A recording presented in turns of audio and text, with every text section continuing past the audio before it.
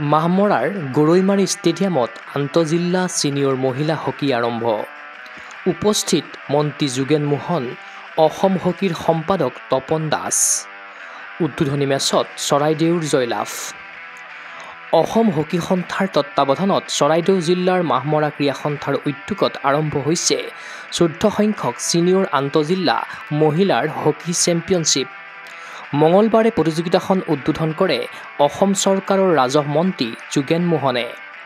এই অনুষ্ঠানত উপস্থিত থাকিল অসম হকীৰ সম্পাদক তপন দাস, মাহমৰা ক্ৰীড়া সন্থাৰ সভাপতি লোকনাথ কোঁৱৰ, সাধাৰণ সম্পাদক মণ্টু কোঁৱৰ, উপদেষ্টা প্ৰাক্তন সন্তোষ ট্ৰফী খেলুৱৈ অনিল বৰগোহাঁইকে ধৰি বহু বিশিষ্ট লোক।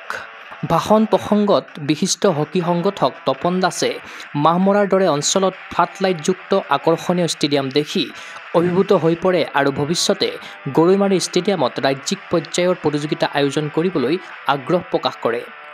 প্ৰতিযোগিতাৰ উদ্বোধনী মেচত ঘৰুৱা দল চৰাইদেউৱে ৩-০ গলত পৰাস্ত কৰে ধেমাজিক।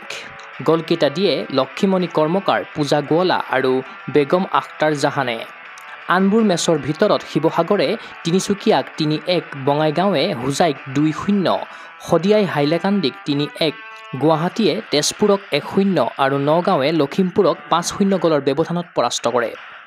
মুঠ ১৬টা দলে যোগদান কৰা এই প্ৰতিযোগিতাৰ বাবে ৰাজ্যৰ ক্ৰীড়ামন্ত্ৰী নন্দিতা গাৰ্লুচাই বিশেষ উদ্যোগ গ্ৰহণ কৰি অত্যন্ত কম সময়ৰ ভিতৰতে ডিমা হাছাও দলটো গঢ়ি তুলিছে।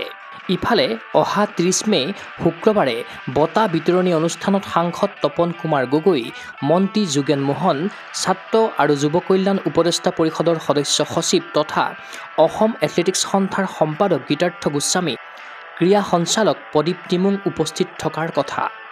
News desk report, Google sports any.